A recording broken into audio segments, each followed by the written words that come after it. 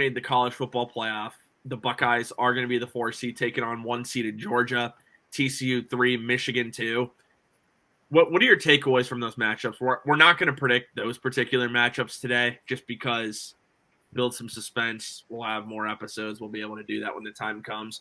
What were your takeaways from those selections? Were you really surprised at all? Because I know you said you thought the Buckeyes would be number 3 and TCU would be 4. So were you a little surprised that didn't happen? I'm not super surprised. They obviously value TCU's season above the Buckeyes in terms of how they performed. Mm-hmm. I think the fact they didn't get blown out in their last game of the season probably helped TCU's case a little bit. But the matchups are interesting. I think that Ohio State Georgia is going to be closer than a lot of people are giving Ohio State credit for right now. And I think Michigan TCU won't be as close, but I don't know. TCU's had close games all year, so we'll see when the time comes,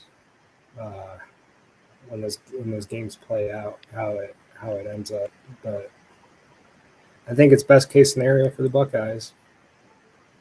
It's very similar to 2014. Very similar to 2014.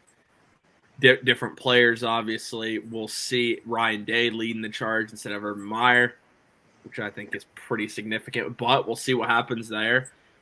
The spread in one of these games, Michigan and TCU, again, we're not going to predict these today. It's 9.5 for that game. Does that surprise you at all, given Michigan nearly a 10-point advantage over TCU going into that game?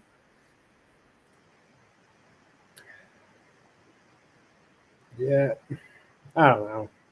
I when I see a spread that big in a playoff game, man, it just makes me think like I just don't see that. I feel like that's just tremendously undervaluing TCU, personally. Yeah, so realistically, the playoff this year, I don't think has the top 4 teams in the country. And I think it's been a thing in previous years, especially when like Washington made it in. And you can really make an argument that, you would have Alabama, Michigan, like the spread's not 9.5. It's not.